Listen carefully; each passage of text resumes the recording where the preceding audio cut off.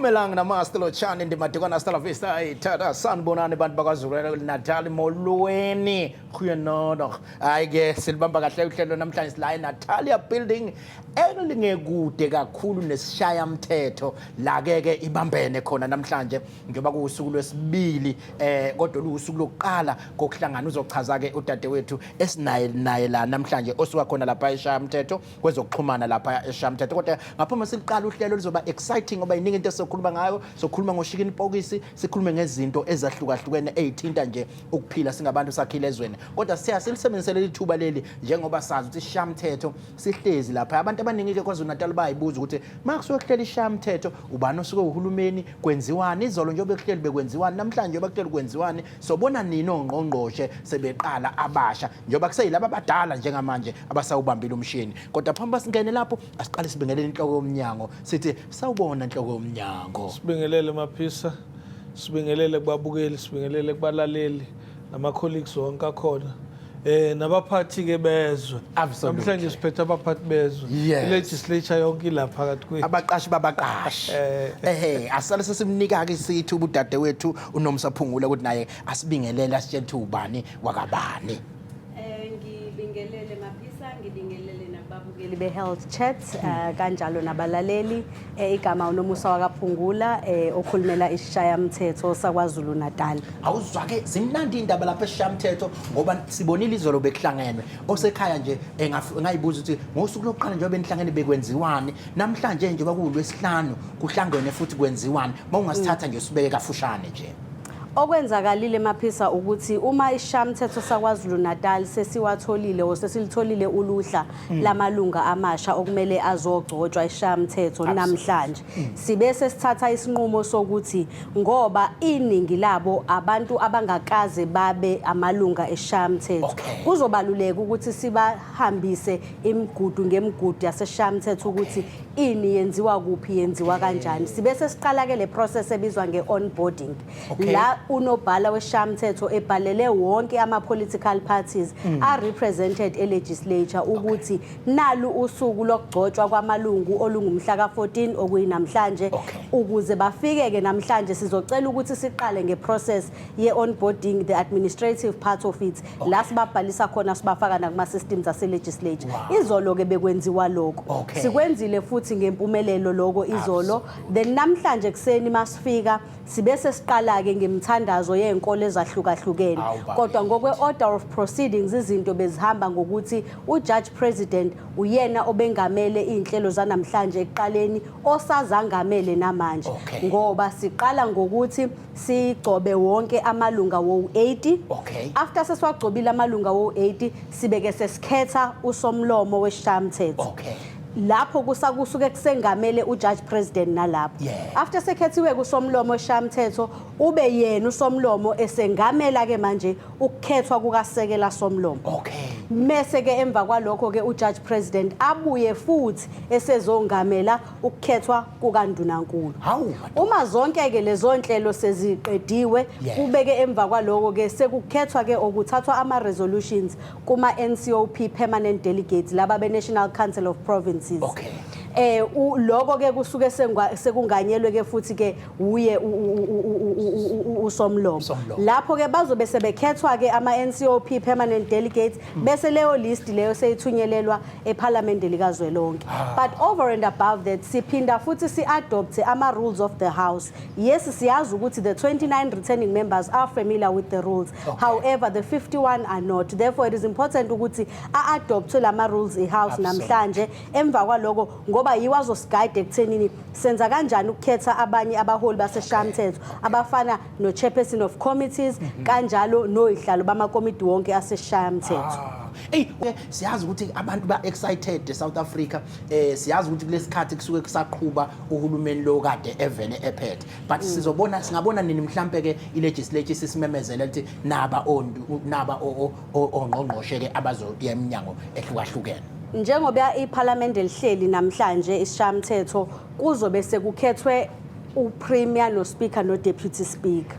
emva kwalokho uPremier nguye oyobe esesazisa ngokwe cabinet yakhe ukuthi hobani abangene kwikhabhinethi kaNdunankulu then nabo ke bayobe sebegcotshwa ngendlela efanele. Okwamanje bekungakakhishwa ukuthi kuzogcotshwa nini or bazokhishwa nini o MECs, but siyazi ukuthi ikhona imigomo esigayidayo ekuthenini emva kwesikhathi singakanani la kumele khona kube khona o MEC sebekhethiwe. Awuzwa ke mina ngiyabona ukuthi ke kushuthi ngalesi sikhathi nje lesi saqhubeka iprocess kuze kube ukuthi upremier lokhethiwe usiyasho ukuthi nabe engibakhethile kusaqhutshekwa kusetshenzwa ngalendlela le ebekuvele kusetshenzwa ngayo. Impela kunjalo kuyaqhutshekwa kuyasetshenzwa njengoba ubona nje nasesishamthetho siqhubeka sisebenza. Hey wasichazela kahle cha silibonga ithuba lakho siyazi ukuthi nibhizi lapha niyabala ephuthuma ke sikudedele intokazi ukuthi ke ubuyele khona lapha eshamthetho mhlawumbe nje ukupdate ababukeli bakho ukuthi njengamanje nje kuleli hora nalomzuzu esikuwona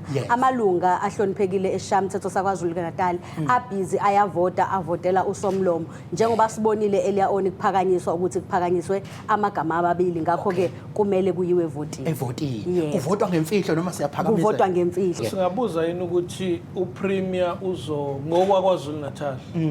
Akhona yini ama dates mhlambe asebekiwe ukuthi premier ngalolusuku o MEC ngalolu suku. In terms of inauguration or in terms of election. The selection or the selection or the election of the premier will be done today. Sizothi siphuma nje namhlanje lishonela namhlanje uNdunankulu sobesimazi. Lishonela namhlanje usomlomo sobesimazi. Kanjalo nosekela somlomo. Siyobe sesithola ke imininingwane ethe xaxa uma lolo hlelo seliphelile ukuthi ke ingabe ke uNdunankulu ke uzogcotshwa nini. Sithathele lithuba siqhubeke futhi lokusibongile sizokulanda ke nangale kuma elections azayo ukuthi uzosichazela kwahamba kanjani kuyithemi yonke ngoba niyasebenza lapha legislature kodwa ke sithathele lithuba sibonge kakhulu. Sibonge kakhulu mabhesi. Inhloko yomnyango cha besithe asibalande odadewethu ukuze sikwazi ukuthi ke silekeleleke ekuthenini abantu ke bakwaZulu Natal kubalekile bakunderstand ukuthi iprocess ikuphi. Ngiyathemba ukuthi ke bayabona njengoba sisekhona nje sisebenza ngoba kunama processes abakhona nje beyichaza udadewethu namhlanje ke kuyakhetha laba bazokhetha nalaba kuyothi mhla esememezele uNdunankulu ukuthi cha naba okuyibona engizosebenzisana nabo ebese ke beyehlela ngezansi labo bekade besebenza bese kuphakama laba abasebenza. Cha inhloko yemnyango siyabonga nawe ukuthi usiphe isikhathi inkosi yami ukuthi sekusiqhubekile nalolu hlelo lwakho lomnyango.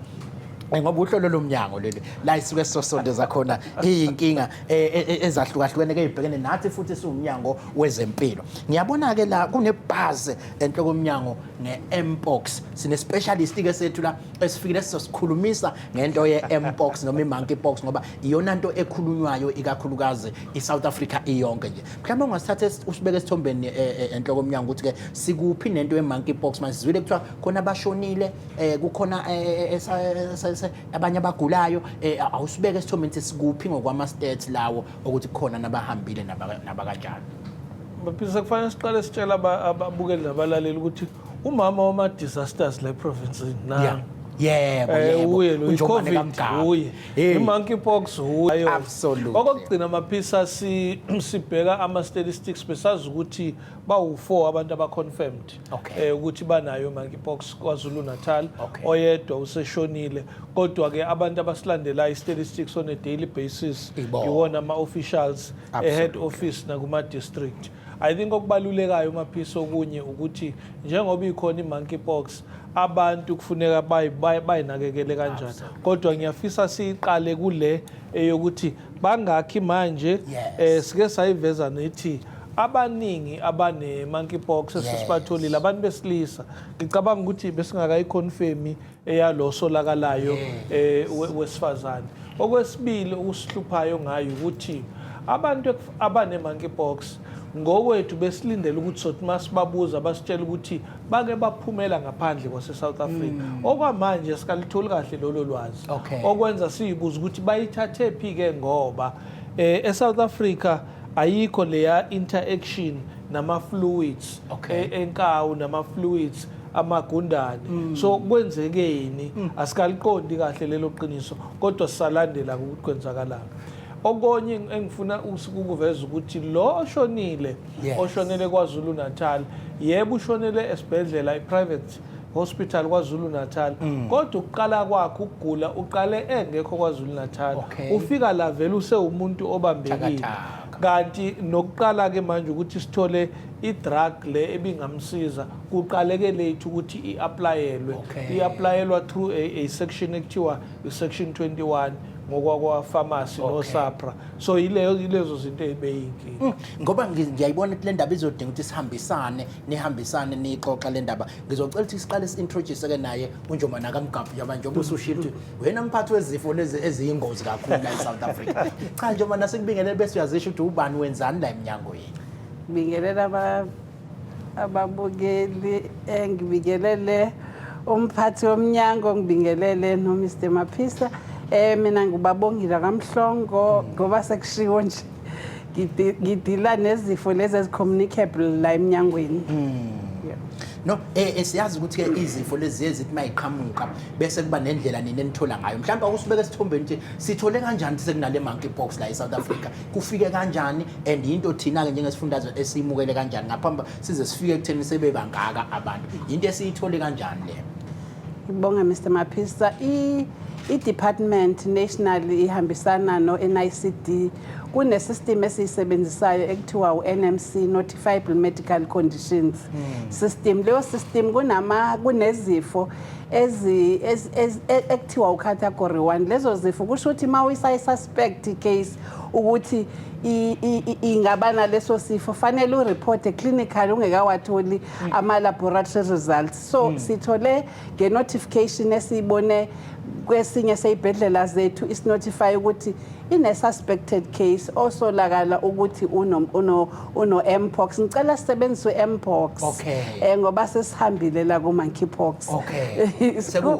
sekuno-mpox sabe sesixhumana no-NICD bawasheshisa ama-results sabe sesithola ukuthi i-case kube kuyi-case yesibili in the country ngoba i-case yokuqala bekuyase-Gauteng so thina e-KZN sirekhode i-case yesibili yabe seyaconfirmwa ke ukuthi yebo i-case positive sabe sesenza ke okufanele sikwenze ke as i-department okuqala ekutheni ngoba nje le case ihlala kuphi ihlala nobani senze lokho sasikwenza ngeCovid ekuthiwa i-contact tracing esizocela futhi nokuthi mangaba kuthiwa uyi-contact usivumele ukuthi sikhulume nawe ngoba sisuke sizama ukukusiza ukuthi siya-assessa kuqala sikumonitorisa u-21 days ukuthi awudevelop yini lama-symptoms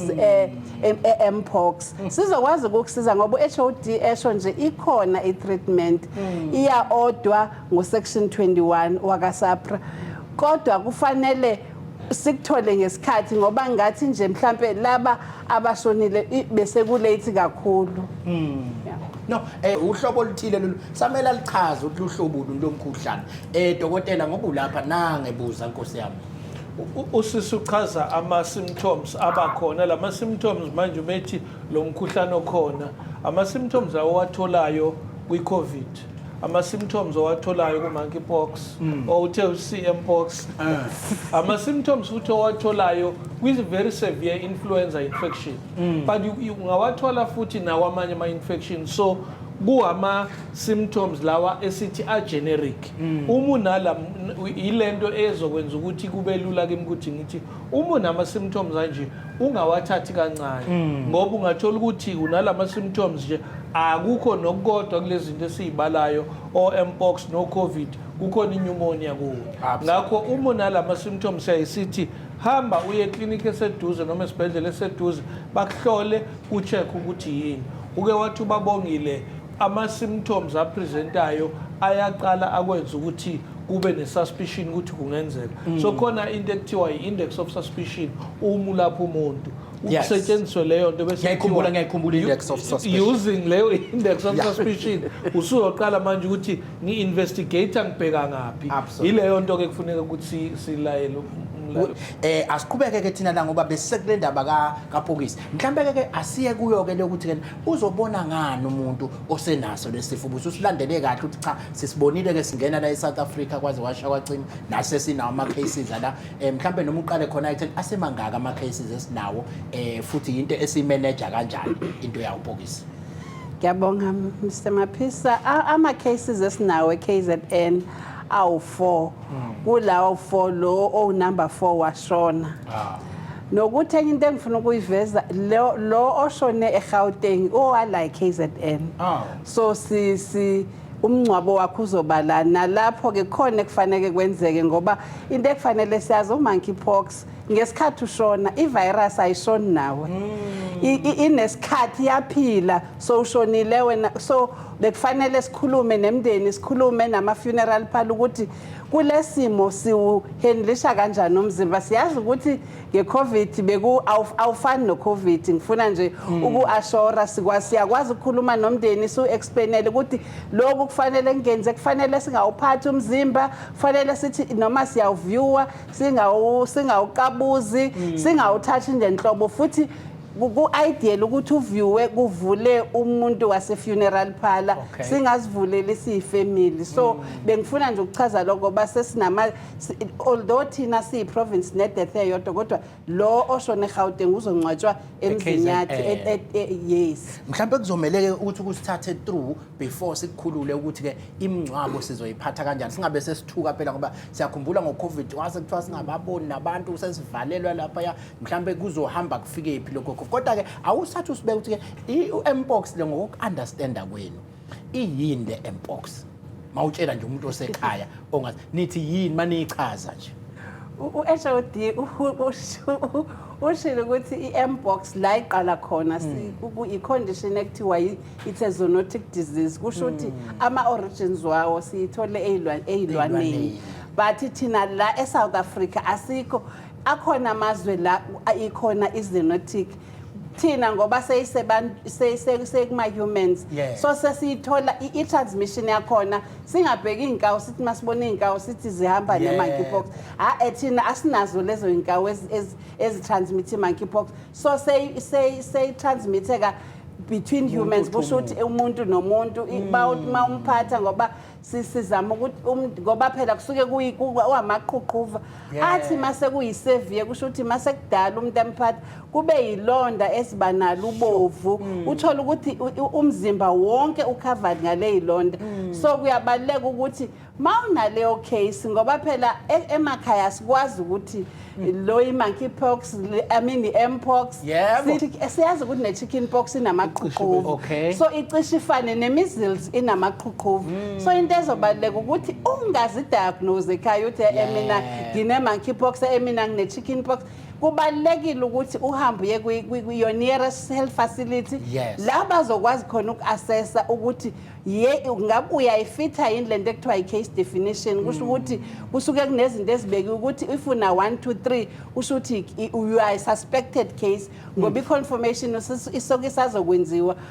makuthathwa i-specimen kuyokwenziwa ilona i-test elab dokotela ngifuna nje kafushane usinike ama-signs and symptoms uvele uwabeke ukuthi nakhu uma ubona 1 2 3 iwona ama-signs and symptoms ayo ke-monkeypox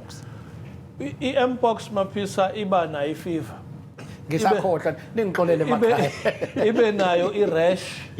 but soon le rash iyaqala ibe ama-blisters now i-rash la ubona khona isikhumba ukuthi asisekho smooth kodwa emva kwaloko ubona ukuthi sekama-blisters kunamanzi lamanzi abe yellowish etshengisa ukuthi kunobovu phakathi bese kuthi la kube nento njengathi elingana nekhanda lenalithi emnyama phakathi obonayo ukuthi leli qhashazana licishe lifane kodwa amakhudlwana wona uma uqhathanisa nalokho e-chickenpox ne-chickenpox nayo inento zayo kovarisela kuningana kodwa so concentrate kule okwesibili ematheni esandla akuvamile ukuthi umuntu ne-rash noma unalama-blisters abe sematheni esandla la ku-mpox etholakala la ematheni esandla namathe onyawo uthole ukuthi bakhona lezo zinto zenza ukuthi sithi ayi kungenzeka ukuthi i-mpox le ekhona then bese kuba ukuthi uma ngabe uke waba nomuntu onayo i-contact within a period of 1 to 7 days ila uthi khona hayi kungenzeka bese ke belandela ke manje ama-clinicians ukuthi from loyo first day sikutholile kuze kuyophela u-21 days nangaphezulu sikulandele emva kwaloko iyayizehlele yona khumbula i-viral infection akusiyi-bacterial infection. Ngiyakhumbula ukuthi nge-COVID nani banento eyikhulume isolation nisivalele lapha ikhona into ukuthi kuney'nsuku ey'thile kwi-isolation into ey'njalo nje imiphi imigomo kufuneka ilandelwe nanathi-ke emakhaya esinaye esimphethe yini ngoba usewashila ama-signs and symptoms masiwabona yini ekufuneka siyiqikelele uma ungasithatha usibeke nje kuthi nje gamfu kafushane. Cha njengoba sibalile maphisi ukuthi i-rash ilama blisters i-fever kuyenzeka kube khona lama symptoms afanayo nawe COVID athinta isifuba kusuke sekuba nama complication lapha kodwa uma kunalama blisters okubalekayo lama blisters uma sesifike kuwona kufanele sazi usesiqala ukuba late ngoba kufanele ngabe lapho sesiyatreata. Remember enye into esuke siyitreata suke sitreata lo mpox kodwa esikhumbeni somuntu sonke njengoba sila kunama-bacteria okungenana iy'nhlobo ezimbili i-staphylococcus ne-streptococcus zombili zikhona vele uma ngabe i-immune system yakho ithi ukwehla lama-bacteria kuyenzeka bese cause infection so kungenzeka bese sidinga ukunika i-antibiotic so kuba u-symptomatic treatment bese kuba-ke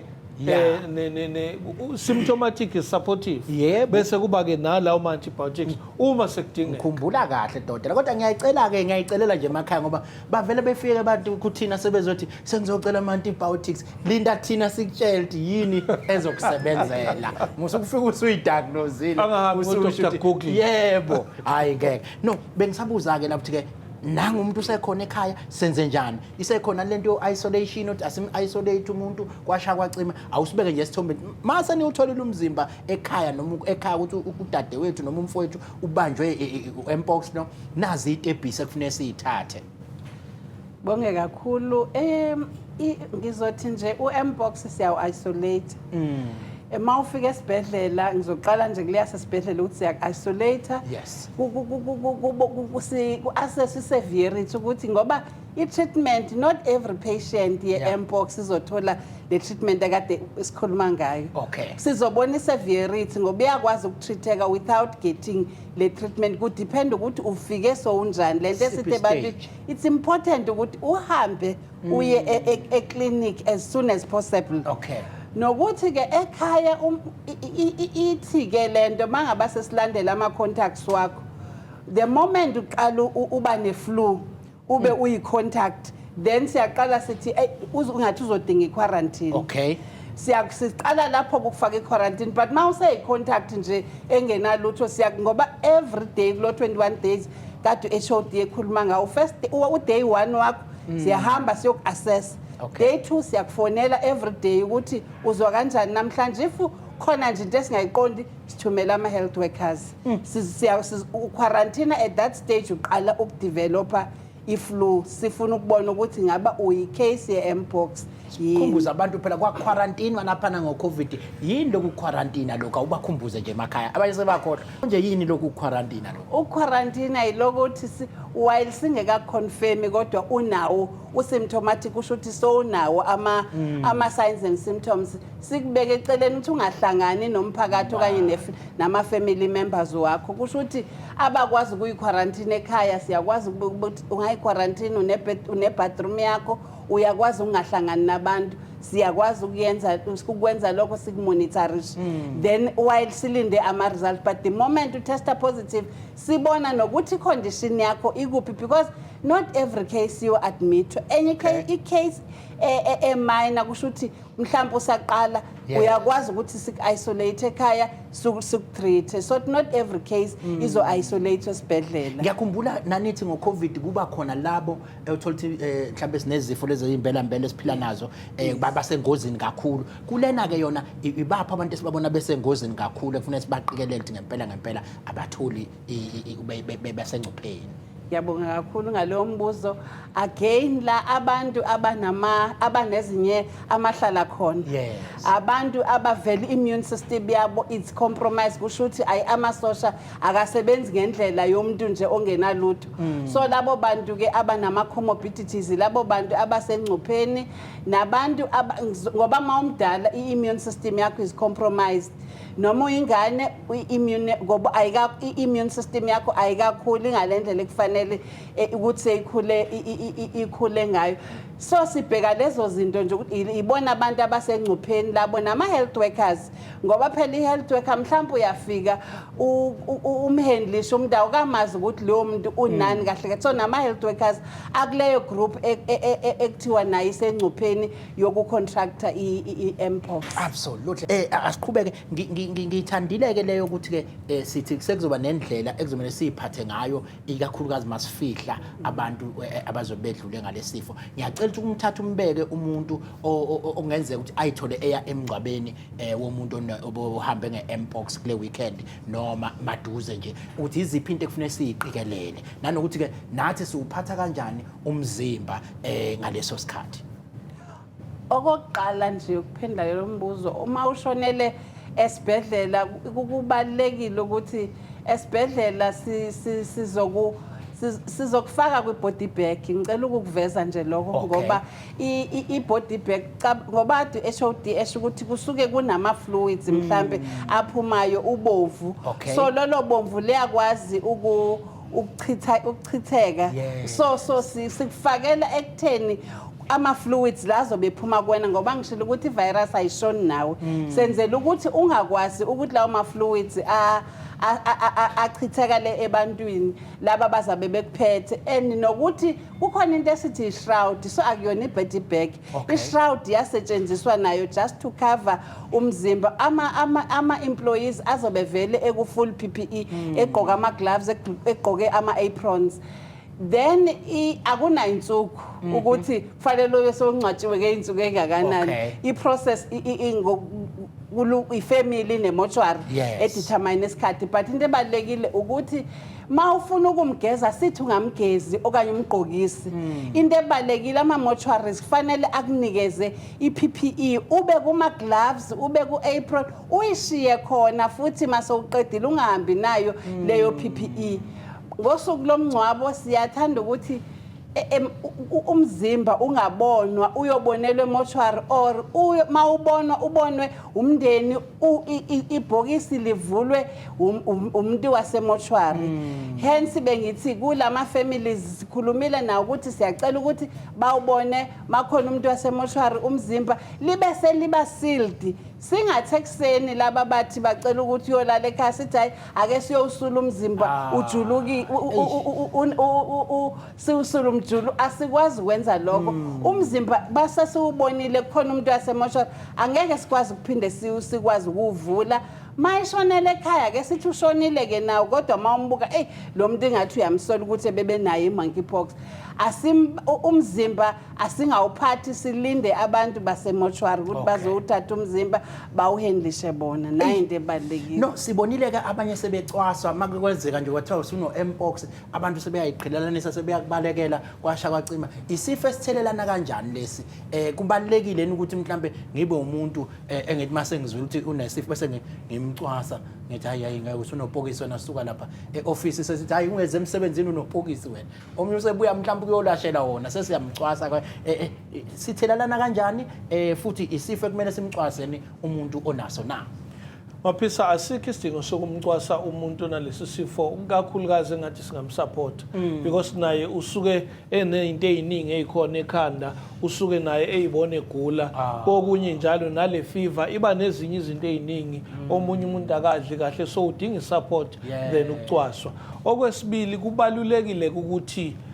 in any time awune fever bamnika amanzi angithi ushilo usisibabongile ukuthi abanye abadinga ukadmit but any fever you need a lot of water ngoba uyawaluza lamanzi so ilezo zinto ke singathi singa encourage ukuthi abantu engakaye ekhaya esibhedlela engakaye eclinic nayi support esiyidingayo uthi singayigwema kanjani le mpox bakwethu ngoba ikona indlela ukuthi mhlawumbe idlula ngokuzalwa ukuthi mawuzalwa usibani bani ungayigwema kanjani lento iyadlulela futhi ngokuthi mhlawumbe kwakhona wayenaye ekhaya noma nje lento ukuthi uthelele umuntu ikahle kahle leyo kuthelelana nami bengisayifuna sithelelana kanjani yini esithi masiyenza sithelelane and then wesibili ungayigwema kanjani ke mthi ngingayitholi Maphisa ihamba ngecontact uma ngabe nje unawo lama blisters unayo le rash bese uyangixhawula kungenzeka ukuthi sesengiyithathile ike yaba khona ke into ethi ingathi kubantu abathile abahlangana ngokobulili obufanayo kakhulukazi abesilisa nabesilisa kuyenzeka lokho bekwenziwa ukuthi abantu abasatholakele manje abanayo mpox abantu besilisa now isuspicion ekhona leyo kodwa konke lokho kusabhekwa ke manje ukhulumile ngo-NICD namanye ama-CDC namanye ama-lab a-check-ayo ukuthi kwenzakalani okokuqala lokho kwesibili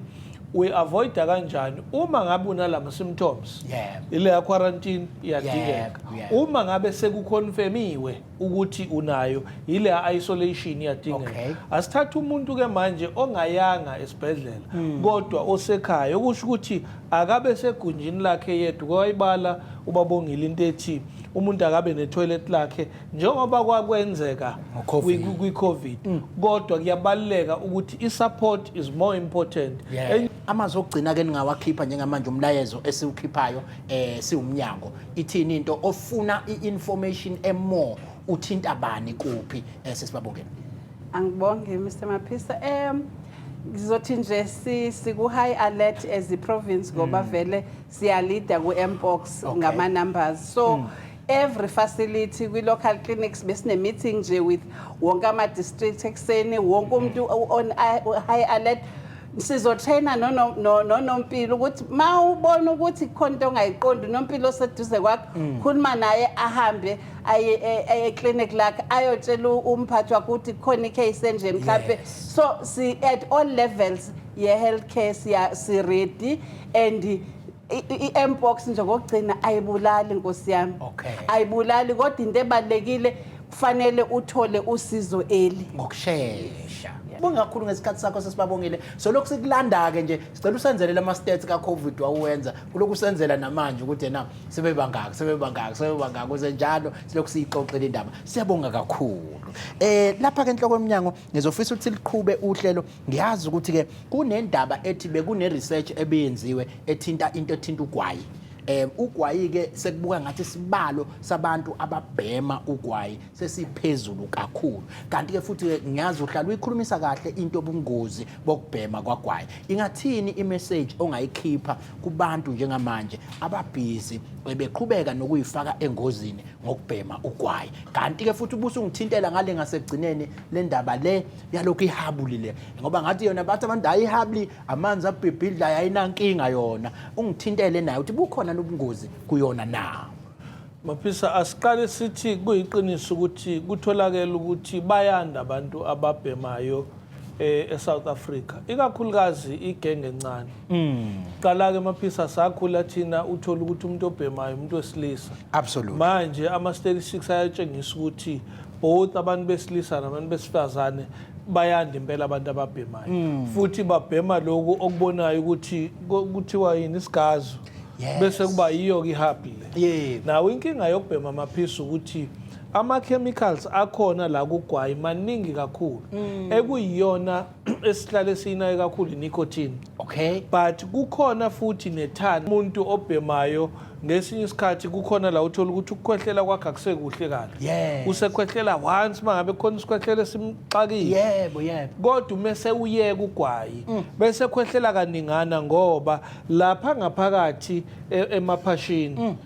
kuma bronchi kukhona ngathi kuuboya but ngiyabona lo boya lo those villi ayamove enza ukuthi amanzi aphume nezikhwehlela ayiphume kodwa uma usubhema kuvele kume lento kungabe kusenzeka nezifo ke kube lula ukuthi yikho ngo-COVID sasithi abantu bengabhemi phela ngithi sasiyithatha lapho lo boya buyaphazamiseka lento bese sithi ke futhi nale nto yokuthi umuntu akaphuza okushisayo nokugquma lokho okwenza ke wena kaningi ubuye kusize nakho so kubalekile abanye ke bathi ihab lingcono. Okay. The truth is nayi nama chemicals ingako ine impact yenza ukuthi abanye bathi mawushaya loku ukudla kwabantu abadala bese uthi kuyithi imfamfa uzizwa ungathi uthe ingoba nayi nama chemicals. So ama effects acisha fane emzimbeni. Awogwayi ke maningana kodwa sizowaxoxa nawo uMaphisa umefuna siye kuwona. Kagwayi. Sizongena ngoba udokotela nje obelapha nje namhlanje uzosixoxela ke into yona ethinta lapha yayinhliziyo ngoba bathi ke inhliziyo engathi kunezinyanga nje lapha beni cha sibheka inhliziyo ke namhlanje. Engathi kubungazwa nokubhekwa kwayo kwenhliziyo ukuthi isha kanjani kanti ugwayi unomthelela futhi omkhulu entweni yenhliziyo. Uzothi mayisehamba ngaye egudla manje shiye nalo wamakhala uthe ugoga ngibombuze ethi ugwayi lo isinemfu unayo nendima nawe idlalayo kodwa ke ngifuna usigoqele ngapha ngasekugcineni. Dokotela ngicela uqala usitshele ukuthi ubani wakwabani wenzani la eminyangweni. Ngiyabonga baMaphisa, ngithanda ukubingelela abalaleli kanye nababukeli, ngibingelele umphathi we department yethu. Mina Dr. Thuthukile Goba, ngisebenza esibhedlela eGrace. Yes. Ngisebenza ngabantu abagulayo abanezifo ezijwayelekile oBP noshukela, amanyumonia kanjalo nalaba sokusebedinga ama-ICU, nabanenkinga zenhliziyo, nestroke. Kodwa ngifuna sifocus kakhulu la entweni yenhliziyo ngoba ngiyazi ukuthi enye yezifo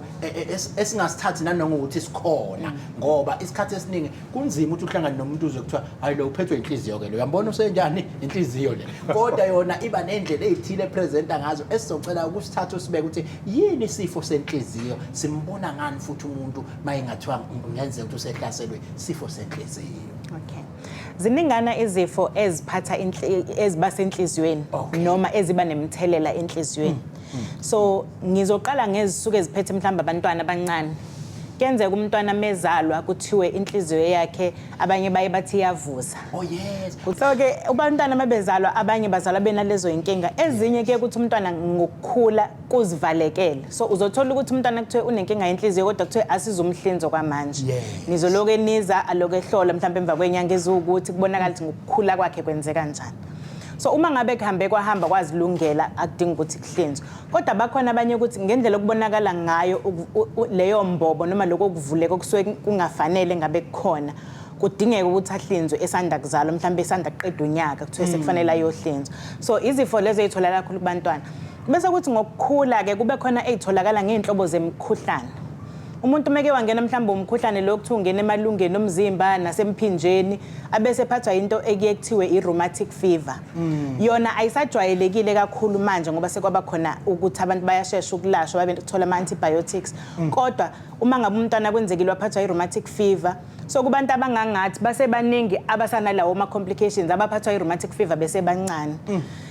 Uma ngabe ke kwenzekile umntwana waphathwa ile rheumatic fever kuba nokuthi umzimba ushise kakhulu ajuluke ayizwe futhi inhliziyo ukuthi ishaya ngamandla. Absolutely. Kokunye kuze kubonakale naseinzisheni kube ngathi kuyopha inzisheni kanjalo kunezimpawu zakhona siye sizibona. Kodwa umntwana menenkinga yenhliziyo sibona ngokuthi akhathale kakhulu angathandi ukudlala. Absolutely. Umethi uyadlala komunye aquleke omunye kuze kufike ukuthi nakudlikiza lapho ngobani izinga leoxygen alifiki kahle hle ebuchopheni ngenxa yokuthi inhliziyo ayiphampi kahle. Now sizokhumbula ukuthi inhliziyo ixhumene namaphaphu kakhulu. So umuntu methi uyanyakaza inhliziyo kufanele ishaye ngamandla ihambise oxygen ukuze isupply kumzimba wonke. So njalo makukhona ukunyakaza izifo eziphathelene nenhliziyo kuyenzeka kube sekuyashintsha. Absolutely. Kukhuleke abantu mabengatholakalanga kulezo zikhathi bese bancane mase sifika mhlambe kubantu abama teenagers ke sesiqala ukukhuluma ngezinto ezinjengabo ogwayiki kanye nezinto ezinjengo caffeine. Okay. So caffeine lokutholakala nakonemenite laba emdlandla. Abanamenite bemdlandla labekuthiwa osiphamandla noma ama energy drinks neziphuzwana lezi ezimnyama ezihlohlozayo ezinoshukela. Mina ngiclient yakho ukudlula wena. Bese kuba futhi nasezintweni ezinjengo chocolate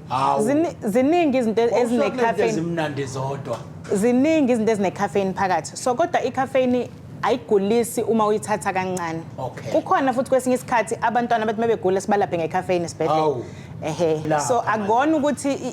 ubungozi ngokuphelele. Yingakho abantu icoffee beliphuza liyasiza kwezinye izinto kubantu mhlawumbe umuntu omekhathele ukuthi mhlawumbe aphuza inkomisha yodwa ekseni. Kodwa mase uphuza inkomisha ezu4 ezu5 ngelanga. Sekuyingozi. Angithi njengoba ngishilo ukuthi ithanda ukukhuthaza inhliziyo icaffeine. So mayikhuthaza inhliziyo mase ikhuthala kakhulu inhliziyo uyizisisha ngamandla. Uye ubeza abantu athi mina ngingaphuza icoffee inhliziyo yami vele ishaya ngamandla. Omunye zabe nenhliziyo encane ngobani mayisiningi icaffeine emzimbeni uphathe kahle umzimba. So sibona kakhulu kubantwana abasakhula nama teenagers ngoba imizimba yabo isemncane ayakajwayeli ukuprocess icaffeine. Kodwa umuntu mayijwayela kakhulu icaffeine gcina futhi esedevelop kuthiwa intolerance. Esedinga izinga elithe xaxa ukuthi aphaphame. Mhlawumbe uyafunda esikoleni uthi ayakufundeka uthi ngiphuze lokho kuthiwa kuyasiza ukuthi ngingasheshi ukulala.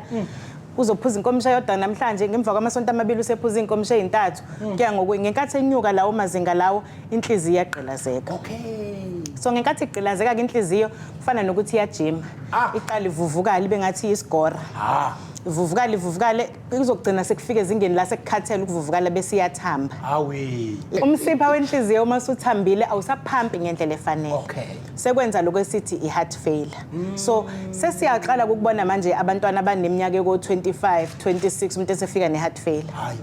Ngenxa yokuthi baphuza ama-energy drinks abantu baphuza ama-coffee bayabhema zonke lezi zinto eziwugqilaza inhliziyo. So kubalulekile ukuthi masikhuluma nabalaleli nababukeli kanye nabantu abasuke befike kuthina bezothola usizo lwezokugula sibazise ukuthi sicela okungenani uma kuwukuthi kukhona la ikusiza khona icaffeine mhlambe uyasebenza ungaphuza into engaphezulu kwenkomisha yodwa yecoffee i-teaspoon futhi nakhona khona lama coffee strong kakhulu ke kufanele ufake u-half we-teaspoon. Mina nje ngi-victim ngoba khona lo drink wamandla engiwuthandayo ngeke ngisho phela ngegama ngoba bakhokhile kulolu hlelo. Manje ngeke ngishaye nje nakabili nakathathu ngosuku kusho ukuthi lapho siwese ngijimisa inhliziyo iqine njengale ndlu le. Kunzima kuyingozi impela lokho baba Maphisa ngiyajabula ukuthi sibonane namhlanje.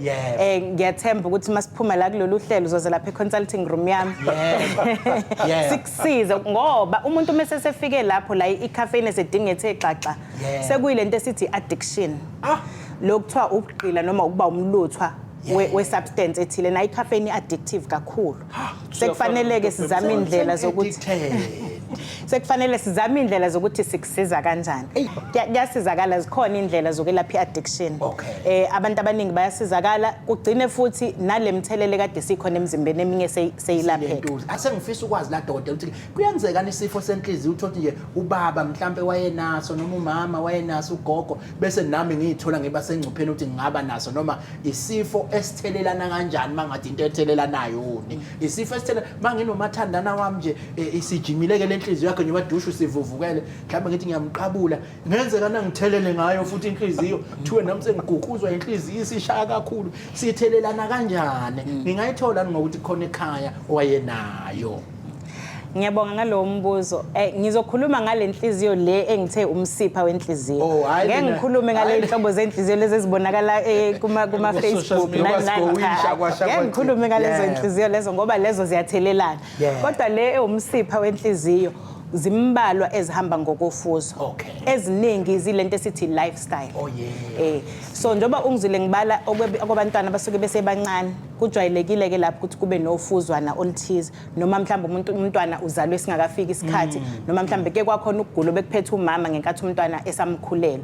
So lokho kuyenzeka kube nofuzwana kodwa eziningi izifo zenhliziyo ezitholakala sebekhulile zidalwa yiloko esithi ama lifestyle. So unumber 1 uhamba phambili kunazo zonke iBP. iBP mayiphezulu emzimbeni womuntu gqilaza inhliziyo. So bese ke kwenzeka lento ade ngithi yenziwa icaffeine neBP iyayenza sikusayo. Sawoti ke lapho ukudla okuprocessed ke asisho ukuthi umuntu angawudla inhlobo sawoti kodwa zikalele.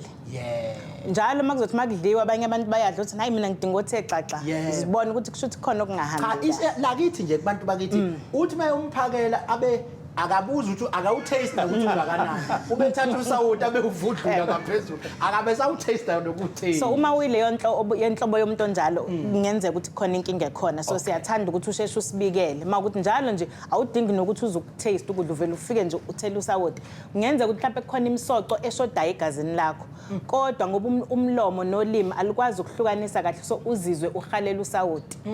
kanti kukhona ukuthiza okudingekayo sokuthi masihlola igazi sibona ukuthi mhlawumbe kushoda imagnesium mhlawumbe kushoda ukuthi bese siyakunikeza lokho bese kuyaphela lento yokuhalela usawuti manje ke ikhona yini into ethi ngingagwema mina futhi ngingabona ngani mase kunyonyoba yona umzimba ngizwa ini emzimbeni sekunyonyoba ke manje lento yesifo senhliziyo so impawu ezijwayelekile esifo senhliziyo ukukhathala so umuntu mezwela ukukhathala kakhulu ngaphezulu kwabantu abawontanga yakhe ngaphezulu kwabantu abaphila njengaye uzizwe njalo kushaya othunta ntambama sekufanele ngilale uba ethe uthi akusavumi noma uma uthi uyahamba indawo mayithi ukunyukela nje kancane usuyahefuzela inhliziyo isishaya ngamandla ngathi izophuma ngomlomo noma sekuqala kuvuvukala inyawo noma uthi uyalala ebusuku njalo uvuka sewuphapha makusaphefumule lento abantu athi umuntu ngiyacindezeleka esifubeni uzokuthi ngathi uyacindezeleka akuvumi ukuphefumula lapho kuyakhombisa kungaba khona inkinga ekhona yenhliziyo okunye kuyenzeka inhliziyo ishaye ngamandla kungekho inkinga ekhona njengoba kade sikhuluma ngeenhliziyo lezi ezibonakala ku WhatsApp umuntu mejabula umuntu inhliziyo kenzeka ishaye ngamandla noma ethukile kunazo izinto ezinjalo so uma sishayila ngamandla inhliziyo zingekho lezo zinto kusho ukuthi kukhona inkinga ekhona okunye ke lokho esikhulume okujwayele ukukhulunywa ekuthiwa i-heart attack thinta kakhulu abantu ababhemayo ke i-heart attack so ugwayi uyayinyusa iBP bese kudala inkinga yenhliziyo kodwa futhi noma ingakanyuki iBP ugwayi ulimaza imithambo lemncane ehambisa igazi kulomsipha wenhliziyo so mayisilimele leyo mthambo iyavaleka igazi alisahamba la uvaleke khona lo mthambo mase uvaleke kwangabe lisadlulela igazi emsipheni umsipha lo bese uyafa lokho sithi ke ngeEnglish myocardial infarct ngikhumbula kahle mase sewufile lo msipha lo sikwakheka isibazi lapha so ke ngenkathi kwenzeka lokho kuyenzeka umuntu akuzwe ezwe ngathi inhliziyo iyacinezeleka ngathi khona into ekulehlele esifubeni akuphefumuleki omunye kuthiwe kehla ngengalo nomunye athi kunyuka kuze kuzoshaya ngomhlathi ngathi kubuhlungu bakhona buyahamba omunye athi kuphumela ngemuva bunezindlela eziningi obuqhama kodwa lobo buhlungu bathi ubuhlungu obungabekezeleleki kubantu abaningi ababutholayo absolutely obucishe bufane nokuphuka kwethambo makuthi umuntu okwaphuka ithambo noma obucishe bufane nobuhlungu bokuzala makumuntu owakwabeletha ngenxa yesikhathi esihlala siphoxa ngicela ke nje ungithathe ungibeke manje usuyishilo zonke lezi zinto sengiyazizwa ukuthi ayicha udokotela uyishilo ngiphuma ngibheke phike ikuphi la ngiphuma ngibheke khona uma usola ukuthi khona inkinga onayo ephathelene nenhliziyo uyakwazi ukuya eclinic ama-test okuqala azokwenziwa kuzohlolwa iBP kuhlola ukuthi ipulse izinga lenhliziyo lishaya kanjani bese makukhona bangakuboni kahle noma ke kodokotela abazimele uyakwazi futhi ukuya makukhona bangakuboni kahle uma sekunesidingo sokuthi kwenziwe ama-test athile bazokuthumela mhlambe kuma X-ray nezinto ekuthiwa ama-ECG kanjalo nokuthiwa ama-echo bazokuthumela endaweni la uzobe sekuhlolwa khona inhliziyo kukhona nama-blood test ayenziwe kakhulukazi makuyizimo eziphuthumayo kubonakala ukuthi ave yini mhlambe sowushaywa isifo senhliziyo Dokotela oyinhloko yomnyango ke manje sinesimo la kwaZulu Natal noma la eSouth Africa kunokushoda okukhulu kwegazi siyaqhuquzela abantu abadonate igazi ngiyazi ke kusondelene nazo futhi izinto zoyinhliziyo nanani kodwa ungathini ukuqhuquzela abantu bakwethu awunisinikelele phela ngegazi nali igazi ngathi lishodile Baphisa kubaluleke kakhulu ukuthi sikhulume le yokushoda kwegazi ngoba wonke umuntu at some stage ama accidents ayanyuka izifo ezidinga ukuthi umuntu atheleleke igazi ziyanyuka lokho kusho ukuthi okokuqala siqhuquzela abantu ukuthi bangabhemi siqhuquzela abantu bangayibhemi insangu siqhuquzela abantu bangawadla ama drugs siqhuquzela abantu bangakudla ukudla okungaphilile ngoba nokuhambisa igazi lakho kanti liney'inkingana nabo kuzothiwa lona siyabonga kodwa sikwazi ukulisebenzisa so siyabaqhuquzela abantu nokuthi ke Maphisa abaqinisekisa ukuthi abantu amanye ama-preventive measures esithi abantu abawasebenzisa ukusebenzisa condom suke sivikele ukuthi egazini lakho ingabi khona i-HIV ngoba uma une-HIV siyayisithi ungadonate vele kuzohamba igazi eline-HIV so siyacela ukuthi laba abangenazo lezi zifo bahambe badonate abangazi noma banazo bacheke uma bengenazo badonate kuzosiza wena usiza isihlobo sakho kodwa futhi siba khona indlela odokotela bake bayenze emaphisa bathathe lakho baphinde balifake kodwa lokho ingoba kunendlela yokwenza la kune-emergency khona sifuna umuntu adonate akwazi ukulithola masishane kuningi kokwenziwa ngalo igazi usulidonethile ngoba kuyenzeka kubuyiswe lona uqobo lwalo noma kubuyiswe uhlobo oluthile lwama-cells ama-platelets ama-red cells kuhlukaniswe bese kuthiwa naku wena okudingayo kufakwe lokho. Ngizwa kuthiwa ngesonto usuku lobaba uthini umlayezo wakho kumuntu owubaba namhlanje ozalise umuntu wesifazane wayishiya leyo ngane wayishiya kanjalo akayondla akayazi noma iyondliwa yini kwasha kwacima bese kuba nobaba futhi oyiphethe kahle oney'ngane ozondlayo oncamela thina agqoke ibhuluku elidabukile iy'ngane zakhe mayiphila ungathini umlayezo owusakubaba njengoba kuwusuku lobaba ngowesonto? Cha asihlukanise uma ngabe wafike wakho umntwana wamshiya usubaba Okay. uyinsizwa nje eyenza Hayi, unsizwa futhi hayi, unsizwa kalula. insizwa athi ayingeni Angeni kahle, ya. kusho ukuthi uyisilisa still Hhayi. ngoba isilisa sikhona phela naseyilwaneni Yebo, isilwane. uyafana nesilwane Isilwane kahle. awukwazi ukuzala ingane uyishiye ingamanife nawe ingane yakho Absolutely. kodwa labo abayinakekelayo ingane asibonge Absolutely. asiphinde sithi ukuba umzali maphisa akusho ukuyithola kodwa kusho ukuba khona engane imizi yakhiwe obaba abakhona emakhaya the first thing important yiba khona ey'nganeni zakho okwesibili musuke uyijaji ingane ukuthi wena wahluleka ukuya esikolweni usubona ukuthi ingane yakhe ayibe udokotela ngenkani kanti ayifuni inika ithuba ingane ikwazi ukuthi ikhulume isho ukuthi ifunani. Okwesithathu iy'ngane ziyahlukunyezwa ngaphandle kwasekhaya ayingahlukunyezwa-ke ekhaya bese nawe uzoyihlukumeza iba available ingane ikwazi ukuxoxa nawe bayinakekeleke nabo baba abaye emaklinikhi obaba uma uthi abaye eklinikhi umuzwe ethi angizothi ukushaya istif i-prostate imshaye i-breast cancer imshaye zona izifo zenhliziyo lezi zigcina zimshaye. No, siyajabula kakhulu. Ngizwile-ke gogo lo bebuzele sekusele iminute elilodwa. Isinemfu naso siwugwayini. Siyaba nobungozi obenziwa ugwayi. Isinemfu siwugwayi maphisa yiko sinayo leya effect yokwehlisa lela khandi lehliswa ugwayi. Okay. Futhi-ke isinemfu angithi abanye basifaka lapha abanye basifake lapha. Kwakhona la singena khona siba nayo effect kuma blood vessels. Omunye ayithole semongoze engazini kanti sona isinemfu. Okwesikhathi kuyasihlupha bakuthi indaba zaka-health zimnandi ngiyilalela mina ngize ngilale ngesisu phansi kodwa-ke akusenani kulolu hlela sivalelise sithi kulungele-ke bhayi.